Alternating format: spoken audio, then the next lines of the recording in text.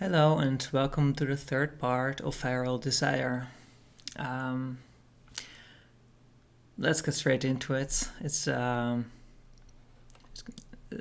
Yeah, the story will pick up at this point of it, so I hope you like this one. Viral Desire, Part 2, Day 1. The thing about traumatic events is that they only persist in the head of those affected. The physical traces are removed or cleaned away, the legal matter settled, any sentences carried out. As the media frenzy dies down, so too do the memories of the event in the minds of everyone but those carrying the mental scars. Everyone knows this. Yet regardless, it is not possible to understand what phrases such as "it becomes a part of you" and "it makes you look differently at the world around you" mean until you actually experience an event. All of this flashes through Nick's head as he's sitting at school the next morning, trying to pay heed to the teacher who is trying to convince the students that the chapters which are listed on the blackboard are very important for the test next week. It all feels so distant and bleak. The reality of life's fragility is what bothers him the most at this point.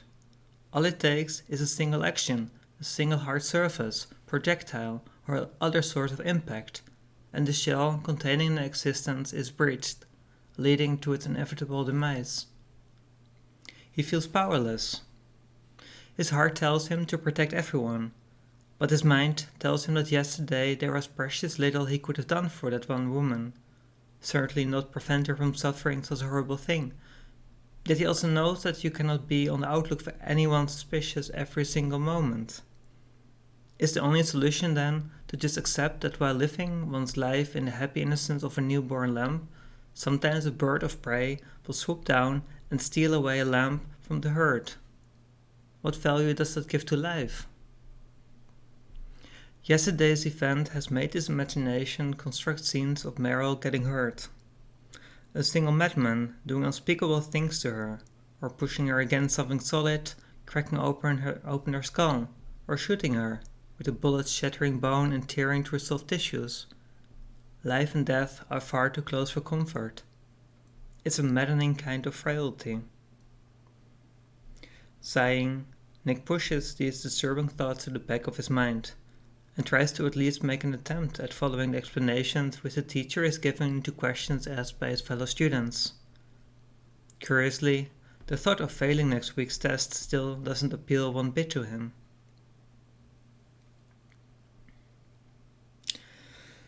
Drifting slowly in darkness, Meryl clings to the soft fluffy warmth of sleep for as long as possible, until consciousness inevitably claims her again.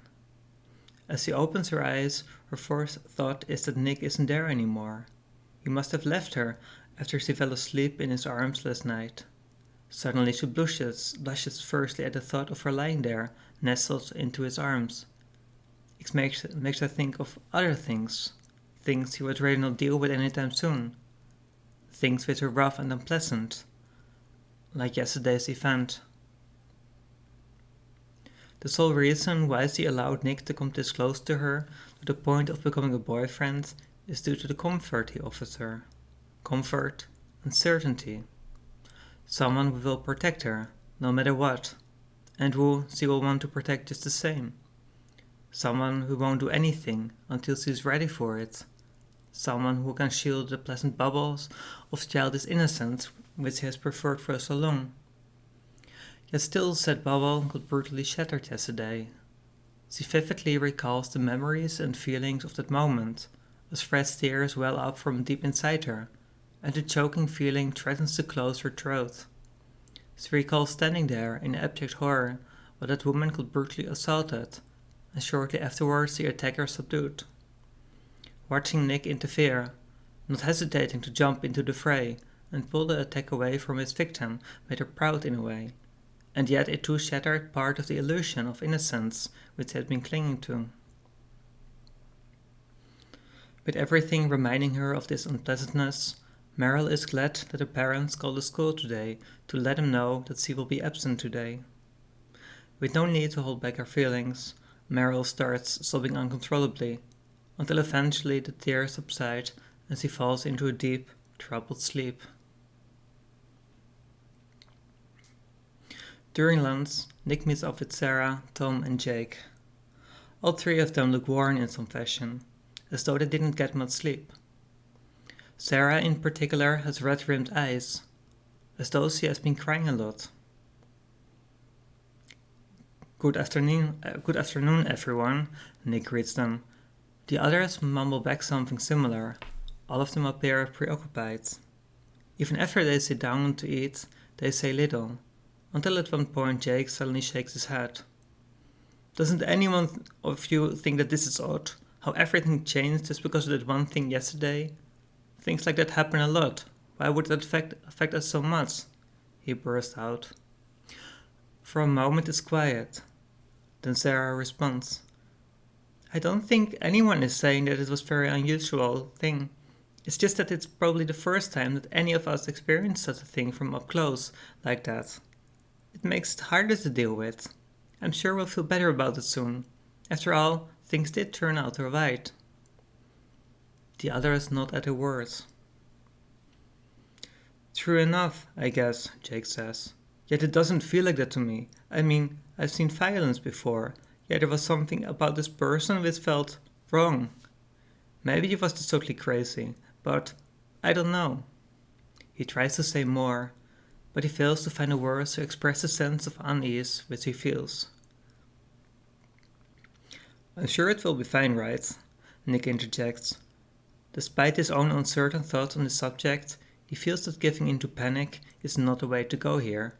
Thus the attempt to put up a brave or neutral face. Before he gets a chance to say more, however, a sudden series of shouts from the hallway gets their attention. Looking up at the origin of the noise, they notice other students bustily communicating before making their way into the hallway. Looking at each other, they all can see the same questions in each other's eyes. Let's see what this commotion is about, Tom suggests. In agreement, they get up and walk over to the hallway entrance, where they catch up with a small group of students who are talking with each other. What's going on? Sarah asks one of them, a dark-haired, bespectacled boy. Something happened outside, they say. Seems like a big fight, he says, looking somewhat nervous. The boy next to him, fair-haired and freckled, adds, It started with just a couple of guys, but the teacher can't seem to break up, and now it's getting bigger. Both of them look disturbed at the thought of a massive fight breaking out. So what's the occasion for this fight? Nick asked. The dark-haired boy shrugs and replies, No idea. From what I just heard, it seems like they just started fighting out of the blue. All four friends look at each other. An eerie feeling of déjà vu settles on their minds as they thank the two boys for the information and make their way through the hallway towards where the fight is. It requires a bit of elbowing to make the way through the densest part of the throng. Everyone seems to be trying to get a glimpse of this in their eyes, once-in-a-lifetime event. Odd how violence and suffering seem to always attract crowds. Despite the dense crowd, it doesn't take them long to locate the fight. At this point, the number of spectators has swollen to surround the scene, while keeping clear of the fighters. Looking at the struggle in front of her, Sarah can't blame them. At least three big guys are doing the utmost to land blows on the others, while yelling incomprehensible phrases which get only partially drowned out by the exclamations of the spectators. The fighters are panting, sweaty and have torn clothing, yet seem still focused on taking down the others. While the four friends are standing there, a number of teachers force their way through the crowd and attempt to restrain the fighters. Initially, it seems like they are succeeding, but then, even with two of the adults restraining a single of the students, the latter have no difficulty breaking free again. One of the teachers raises his arms in defense as a now-freed student turns on him. With unnatural rates, he lands blow after blow on the man, until he breaks through the defenses and multiple blows land on the man's head. With a gasp, the teacher's eyes turn upwards into his head, and he slumps onto the floor. The other teachers are also being assaulted now, with a number of them carrying bloody bruises, cradling injured arms, and featuring torn clothes. Facing painful defeat, they flee back into the crowd, while yelling at the students to run as well and vanish. The fighters make no attempt to pursue them. The unconscious teacher just lies there, ignored by his assailant, as the three students turn around, apparently searching for something, before assaulting each other again. The students who are watching the spectacle make no attempt to flee or interfere. Sarah suddenly realizes that she has been staring as though mesmerized at the spectacle in front of her when she feels Jake's hands tugging on her sleeve.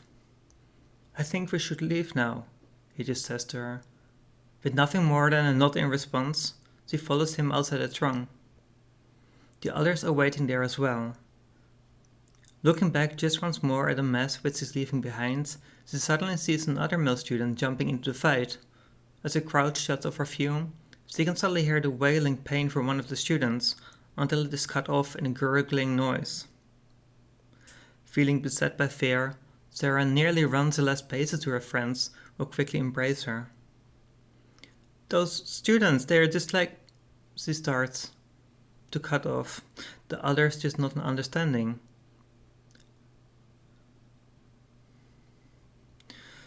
"Let's go back to the canteen. We should be safer there than we are here." Without another word, they follow suit. As they make their way back, their sense of déjà vu only increases as they hear police sirens rapidly drawing near. It's quiet in the canteen, as apparently virtually everyone has left to observe the fight. Amidst the empty tables, with some still having half-eaten meals on them, they find themselves unable to shake off the feeling of surreality. Without a word, they sit down at the table which they were occupying before and await what comes next. The sounds from the hallway are becoming increasingly louder and more disturbing. Sarah finds that she has to keep hold on her own thoughts to not give in to a sense of panic. She would most of all want to run away to somewhere safe right now and curl up in the fetal position. As she looks up from the table and her eyes meet those of Jake, she feels both shocked and comforted as his eyes mirror her feelings. Right then, a screaming and series of loud noises started in the hallway. "Seems like the police has arrived," Tom says. They all listen intently, as the next few moments will determine what they will have to do next. Will the police be able to get the situation resolved? Suddenly students start streaming back into the canteen, their hunger for excitement apparently gone. In the throng, Nick recognizes one of the boys which he talked to before and draws him closer. "What's happening? Why is everyone suddenly rushing?" he asks. "The guys fighting went completely mad when they saw the police officers. They arrested them, and the officers started using their weapons against them. I think one of the guys got shot with a taser. I don't think he went down though," the boy says, while nervously adjusting his spectacles. After a quick look at the others behind Nick, he turns around and follows the others.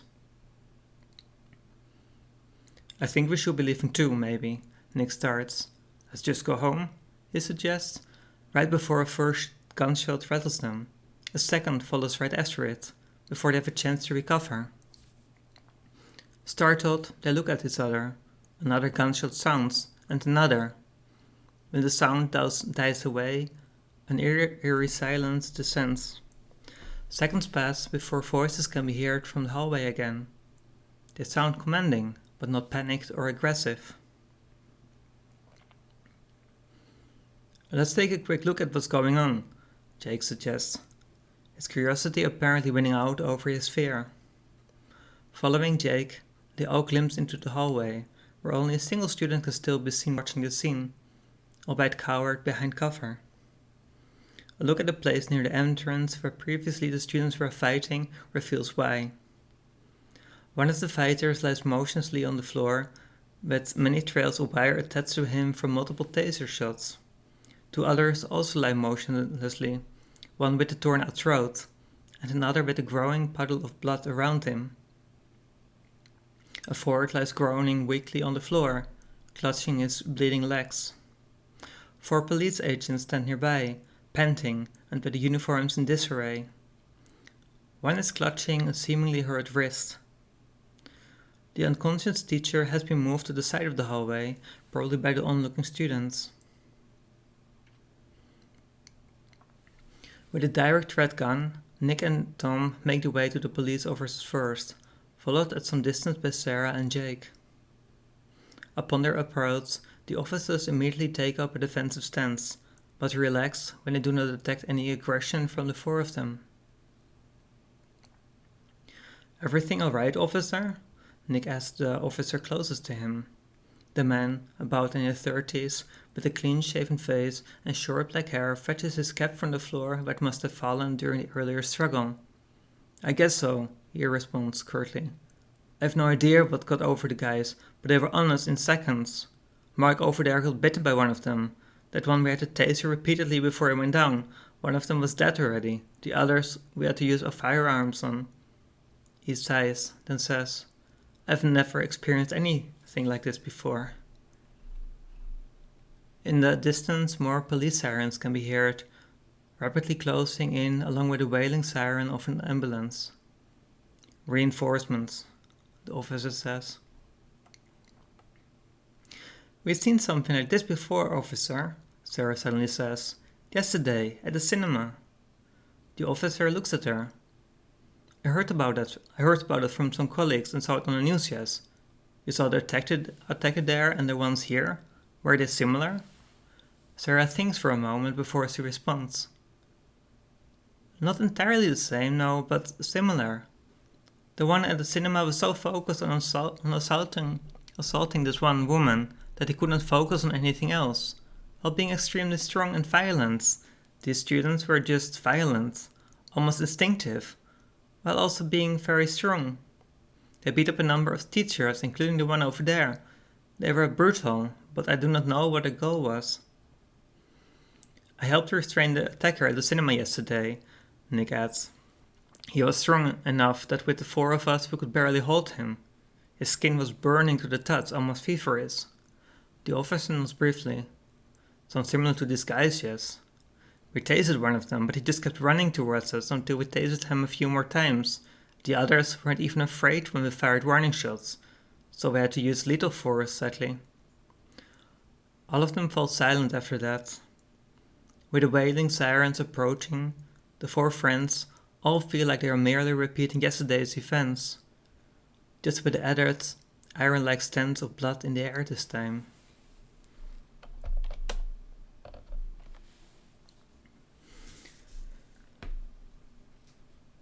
And that ends part 3 of Viral Desire. Part 3 because it started at part 0. So it's only slightly confusing. And it will continue with coming chapters. I hope you enjoyed this chapter. My apologies if it sounded a bit rushed. If I'm recording this pretty late and a couple of videos in a row. It was still okay. So if you like the video, then give it a like. Subscribe if you haven't yet. Consider becoming a patron if you aren't already. And I'll see you in the next video. So have a great day.